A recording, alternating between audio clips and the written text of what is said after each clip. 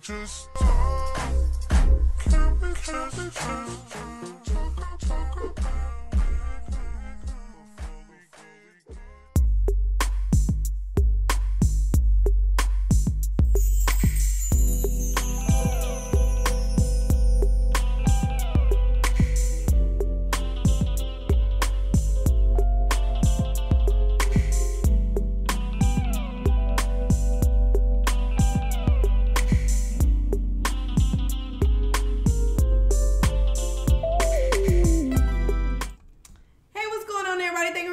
It's your girl Nesha here, back in the cut once again. Y'all read the title, so you already know we're doing a review of Love and Hip Hop Miami. I believe it's season 3, episode 9. Okay, welcome to all of my new, old, and potential subscribers. You guys are all greatly appreciated. Now, we didn't have, well, I guess tonight's show was okay. I mean, y'all can comment down below and let me know what you guys thought about the episode.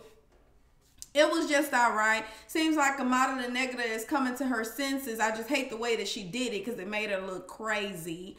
And then Suki and Suki, the ghetto chick from IG, in that Baps tour, just a whole hot ass mess. Okay, let's go ahead and get into it. Let's get into it now. We can just quickly talk about Trina. Okay, not much going on with Trina. We know that her I guess season 3, but episode 1, we found out that she lost her mom. So now Joy, she's here with Joy, and she's trying to get her to go back to the Bahamas. Apparently this is where her mom's from, and she wants her to just celebrate her mom's life there because her birthday is, I guess, it's soon. Okay, and so she wants Trina to go out there and have a good time. Trina's a little bit hesitant about going. I saw some comments saying that Trina looks like she's stressed, very depressed. Let me tell you something. And I cannot speak from experience, you know, and I'm very grateful for that. I do not take that for granted.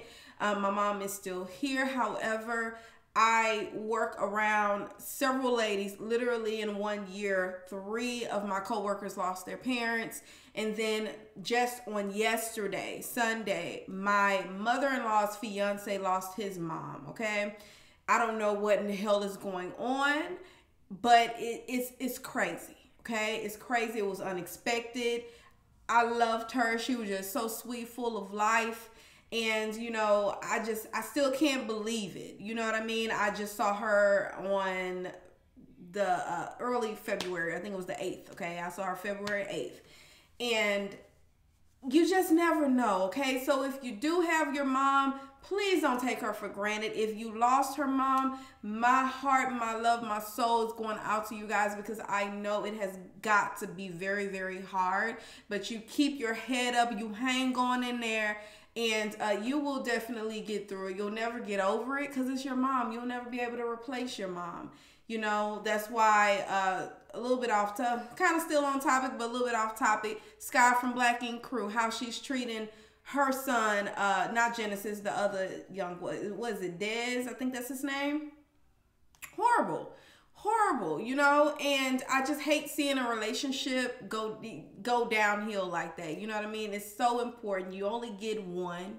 And so here, you know, Trina is definitely, yeah, she looks, you know, a little tired. Yeah, she looks like she's been through it. She looks stressed, but she is, guys. She is, and unless you've gone through that, you won't know where she's coming from. Now, y'all know how I feel about Trina besides that point, okay? I really don't care much for Trina because I don't like the way she acted before that happened, okay? That's just my opinion. I don't like the way she acted. She just seemed like she's just the queen of this and queen of that, and I ain't even really seen it, okay? But, you know, I just really hate that she's going through that, and so I'm glad that she has Joy, who is trying to help her get through it all. Okay, so this was just a picture that she showed us of her and her mom, and y'all, it's just sad. It's just sad. All right, so oh Lord, why I decided to wear this shirt, y'all? I'm always wearing black. So anyway, y'all remember last episode, right? We had prima donna baby mom. I don't know why I want to say that, but if y'all remember, Eminem said that line in the song. Okay, it was one of his bars. Okay, so anyway, Prima Donna and her friend Annie, y'all remember her from last episode. She told us what we already knew about MJ. Okay, we already knew that he wasn't shit. We already knew that MJ just is a leech. He just hangs on. He's not letting her go. He won't let her breathe. We already knew this. Okay, some people pointed it out that it seems like Amara Negra is looking for in these men what she couldn't get in her father. And then some people were saying it's just a bit twisted situation. You know, a whole lot of things. Like, she's coddling this man. She's taking care of this man. He has too much to say for somebody that's not putting in much, okay? We didn't need Amara to tell us that in this episode because we already knew, okay? We already knew the type of person he was because we all spotted that from day one, okay? He didn't have much on his resume but Amara Negra's boyfriend and Shay's brother, okay? So, last episode, Annie told us this is supposed to be Prima Donna's friend, and she told us that he was actually her boyfriend 10 years ago, and she does not believe he's changed. She says that she took care of him and that he would just literally lay there, not do much. Every now and again, he'd probably get out and get a bit of a bag, okay? He'd probably get a sandwich bag. He wasn't bringing home no Louis bags, y'all. He was probably getting little sandwich bags, little weed bags. But he wasn't bringing home no good bags, okay? So she was having to take care of him. On top of, I believe the young lady got a baby too. So, you know, imagine taking care of a man. But listen here, we can't feel too bad for these women that decide to take care of these men, because that's what your ass signed up for, okay? Roll with it, okay? You either roll with it or you let it go. You let his ass kick rocks or you keep taking care of him. The choice is yours. She did it for quite some time. Now, a lot of people may say, oh, she's just bitter. And what was the whole point of this? Bringing her in to meet with Amada.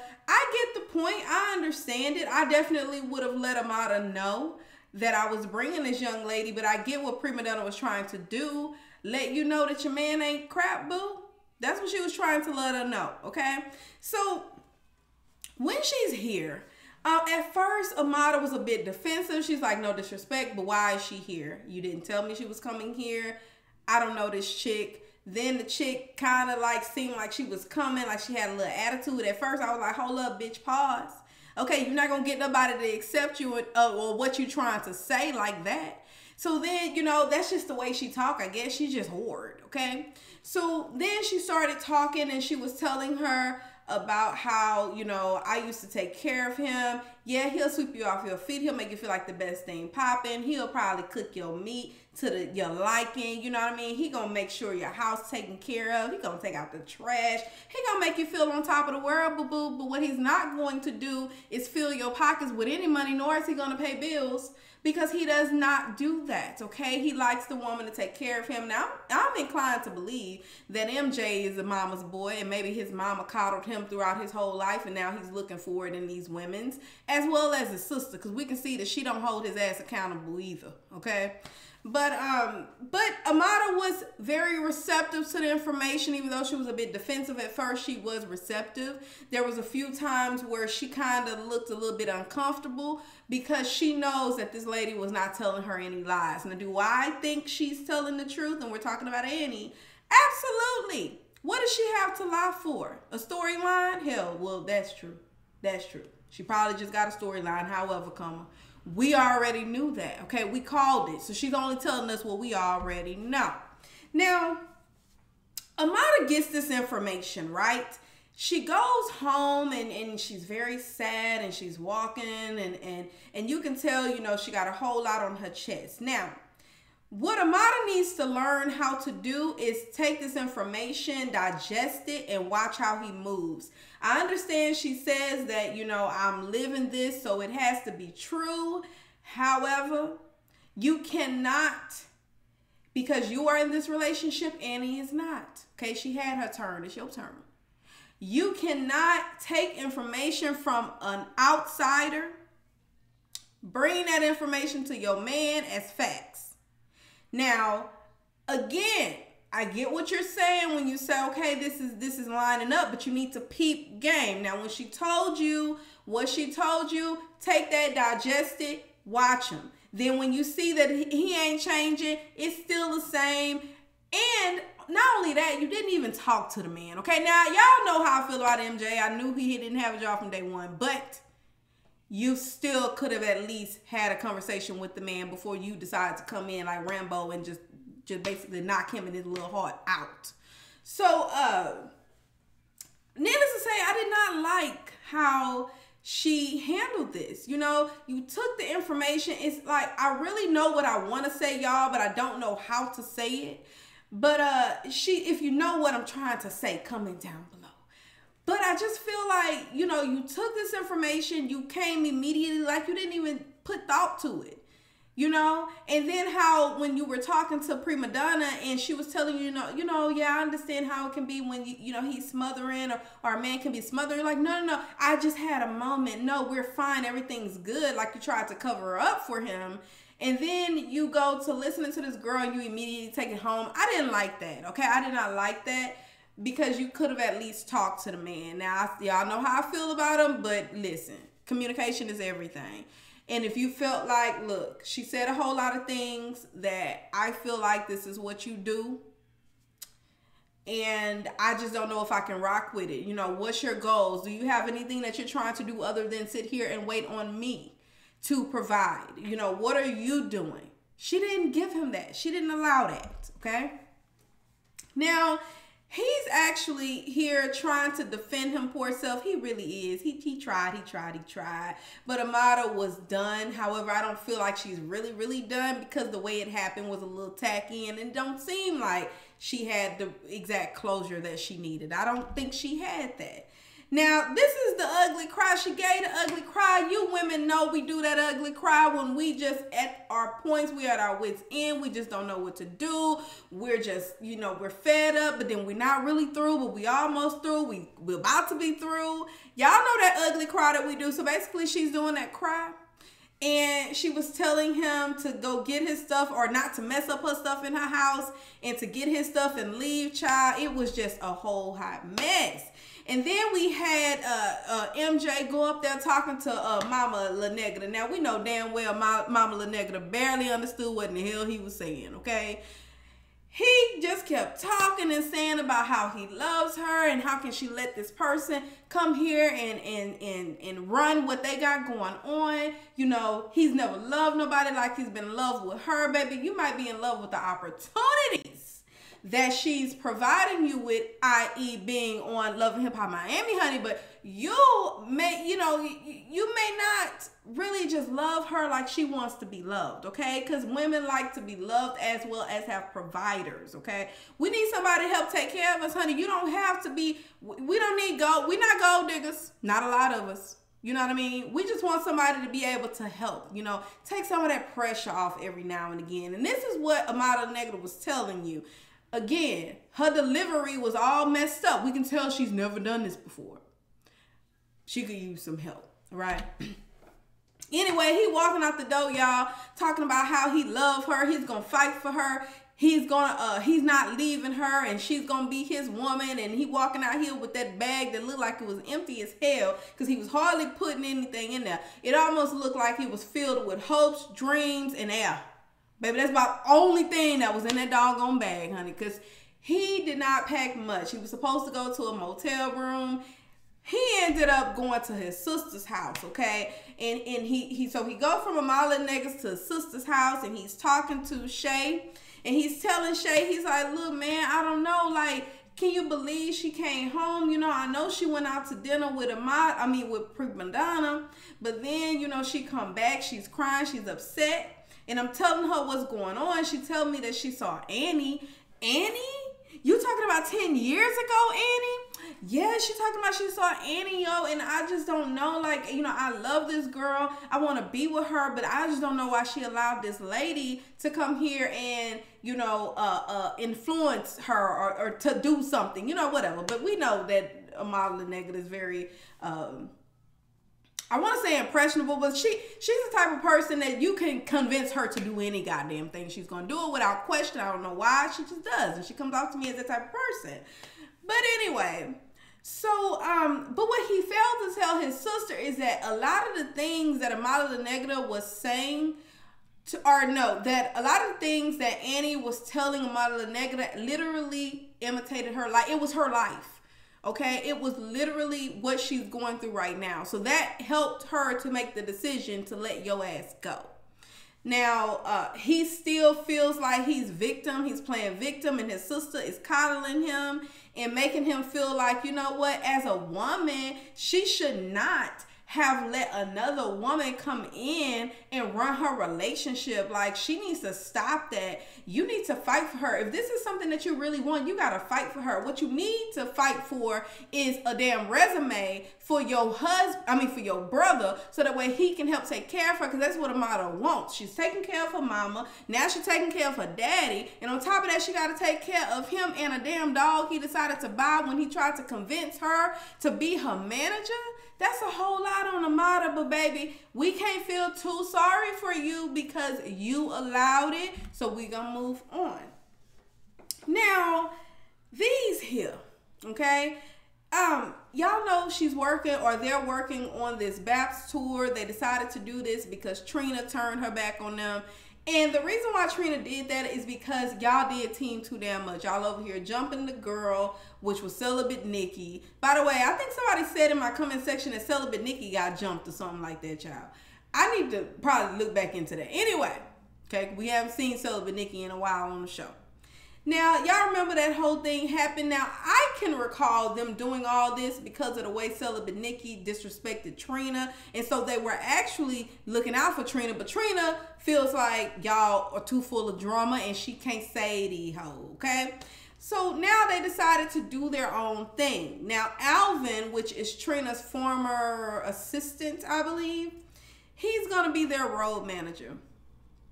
Alvin don't have not a lick of experience. However, he decides to be these girls' road manager, and they let him, okay?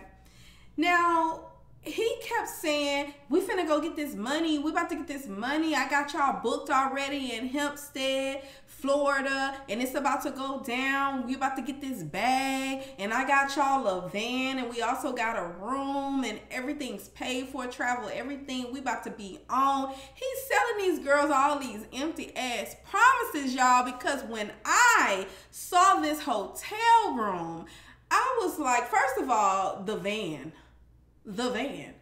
I'm like, these are supposed to be artists, okay? You supposed to have went and got the bag, Alvin. What in the hell is this, Chipmunk? What in the hell is this? Why is this van here? Where's the Sprinter? Okay, since you talking about bags and how you doing it, and y'all gonna understand, y'all not gonna regret this. You doing all this talking, son. But what in the hell was that? And then you take them to this old raggedy ass prostitute infested hotel room, motel, the Holiday Inn.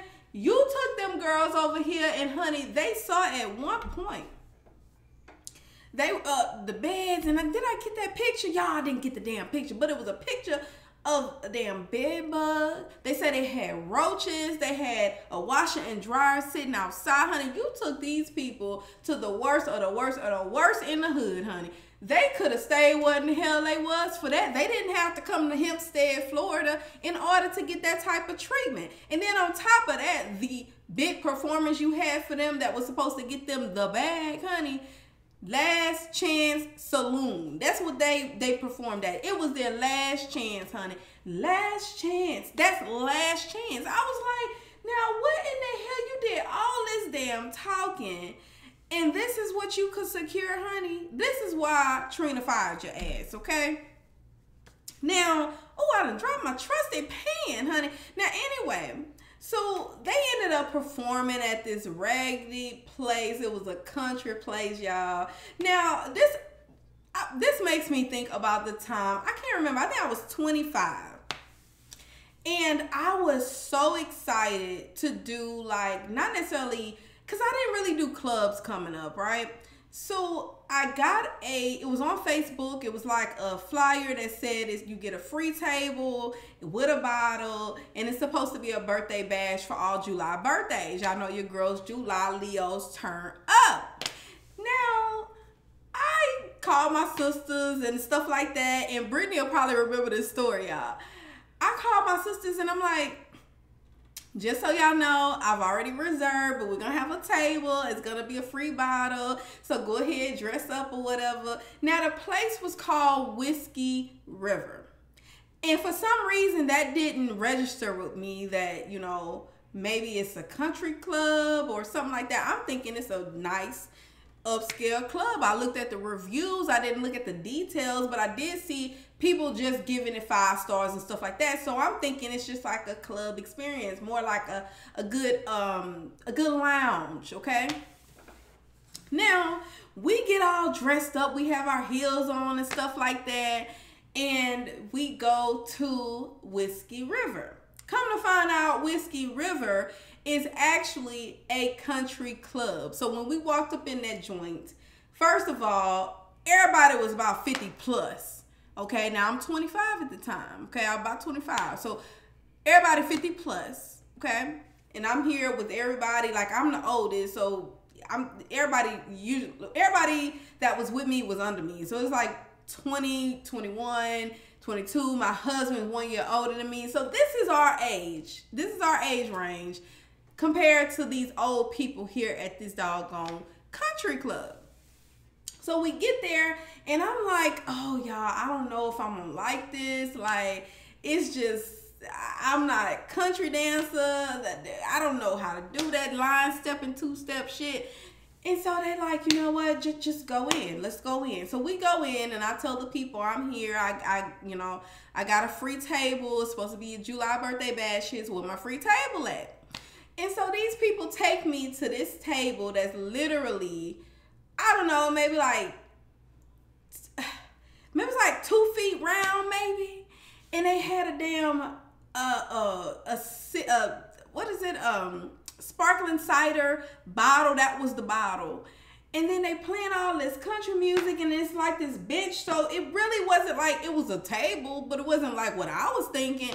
So we're all sitting there like, oh my gosh, this don't make no damn sense. I said all that to say I ended up in a damn country club thinking it was a lounge and embarrassed the hell out of myself. Now I'm starting to talk country. Okay, embarrassed the hell out of myself and the people that was with me. We left about 10 minutes later. We couldn't deal with that shit. We know what the hell we was doing. Never went into a country club. We was literally the only group of niggas in there. Okay, look. That's why I'm always trying shit, okay? Anyway, thinking about this, talking about this scene made me think about the time that I went to the country club by accident, because I really did think that it was a lounge. I did. Anyway, so they're here and they're trying to make the best situation out of a pretty bad one, all right? So they decided to perform. You had what's the guy? Hood Rat. Now let me tell you about Hood Rat. Hood Rat is determined to win by any means necessary, okay? Hood Rat was willing to deal with that regular ass prostitute infested hotel room that smelled like semen when you walk in. She was willing to deal with them bed bugs that will that will spread, that will jump on you and get to your house and then they go all over. She was willing to deal with all that. She was willing to perform in this place that literally, when they walked in, they had about 10 good people there. And it's supposed to be a hip-hop event, okay? She was willing to deal with all that in order for her to make her dreams come true. So I got to give it to Hood Rat, okay? I got to give it to Hood Rat because these other ones, Chameleon and Suki, they act like they was too good for the hood, okay? Anyway, they ended up coming back. They didn't get too damn far. So this is where they're performing. There was a time where these white people here, they over there, and the boy act like he was twerking, honey. Probably twerk better than me. Hey, get it. Probably took a child. You better show out. Anyway, y'all, I think that's pretty much it. That's all I got for tonight, y'all. Please get into the comment sections and let me know what y'all thought about this episode. Really, what y'all think about what's her face? What do y'all think about the way that Amada responded when she got that information and then took it over to MJ? Even though we know that MJ really didn't have much going for herself, Do y'all feel like that was right or wrong? Okay, I want to know that down below. I also want to know what y'all think about Alvin and him setting up this whole thing, talking about he about to get the damn bag. I'm like, what a bag at? You keep talking about you got this check. What a check at? I want to know how much these people that didn't have that many people in the freaking venue, I want to know how much they paid these women to come over here and literally look like a whole damn fool, okay? All right, y'all, until next time, bye. I'm ready to go. This tea is super hot. I'm about to go. I'm back, 3 feet, no pressure.